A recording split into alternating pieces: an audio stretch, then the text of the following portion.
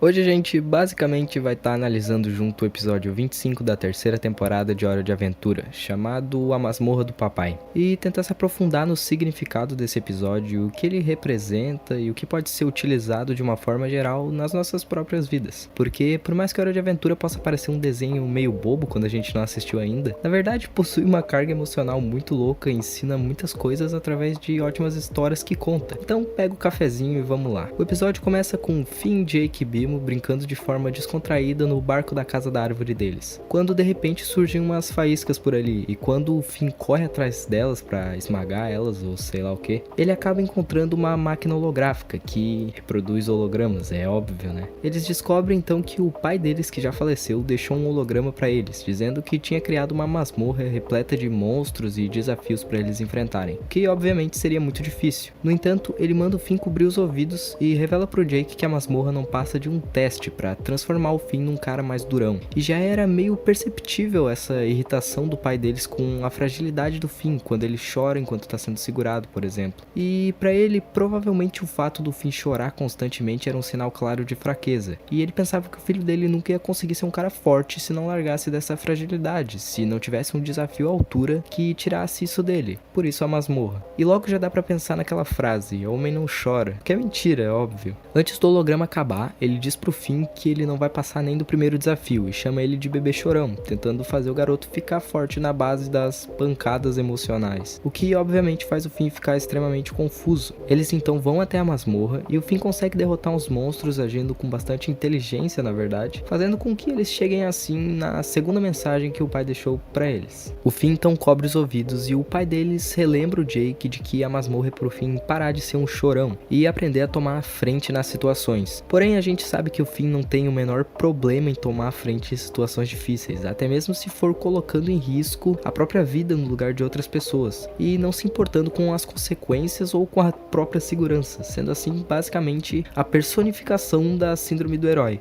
No entanto, não tem como o pai dele saber disso, ele morreu, né? No finalzinho da mensagem, ele pede pro Jake chamar o Finn de bebê chorão, pra ajudar no, entre aspas, objetivo de fortalecer ele. Mas dá pra ver que o Jake não quer fazer isso, porque ele não acha que seja verdade. Eles seguem o caminho dentro da masmorra por um portal, e então o Jake revela que o pai chamou ele de chorão mais uma vez, e em seguida também chama ele disso, e é nesse ponto do episódio que o emocional do Finn é completamente abalado. Ele acaba deixando a raiva, a confusão e a incerteza tomarem conta, e fazerem ele ficar desestabilizado interiormente. Já que no ponto de vista dele, se as pessoas que ele mais se importava no mundo estavam falando que ele era um fraco, talvez ele não fosse tão forte assim como ele pensasse, talvez os sentimentos dele fossem sim um fardo que impedia ele de tomar frente nas situações e afastassem ele de ser um cara durão que o pai dele idealizava que ele fosse. E ele então fica desanimado e não se importa nem em fugir quando os monstros perseguem ele e acaba sendo salvo pelo Jake. Eles chegam então no próximo recado e o Jake acaba não aguentando mais e diz pro Finn ouvir para que ele entendesse o que estava acontecendo e deixasse de se sentir um fraco. Porém, eles percebem que o pai deles foi pego por um monstro que estava dentro da sala final da masmorra e entram correndo para derrotar o bicho. O problema é que o Finn não estava conseguindo revidar por causa do estado de fragilidade emocional que ele estava, se sentindo completamente incapaz. O Jake então, vendo que o Finn ia acabar morrendo se ele não fizesse alguma coisa, tocou a última fita que o pai deixou para eles, aquela que foi reservada para dar os parabéns ao Finn depois que ele vencesse todos os desafios e superasse as próprias limitações, já que no fim das contas o pai acreditava nele e sabia que ele tinha sim capacidade de vencer e queria fazer grandes coisas, mesmo que ele fosse um bebê chorão. O Finn então, depois de escutar o que o pai disse, consegue se libertar dessas correntes de incerteza e derrota um monstro gigante com até certa facilidade. E a gente percebe que a fraqueza do Finn não é pelo fato dele ser um chorão ou não, mas sim pelo fato dele se sentir e acreditar que ele é um. Ele não precisa ser um cara durão para tomar a frente nas situações, porque por mais que ele seja frágil em alguns aspectos e deixe os sentimentos aparentes em alguns momentos ou chore quando pessoas morrem, como ele mesmo disse, nada disso muda o fato de que ele vai enfrentar qualquer situação mesmo quando parece que ele não tem chance, muitas vezes movido unicamente por esses sentimentos que ele deixa aparentes, como literalmente agora quando ele venceu um monstro gigante por causa da satisfação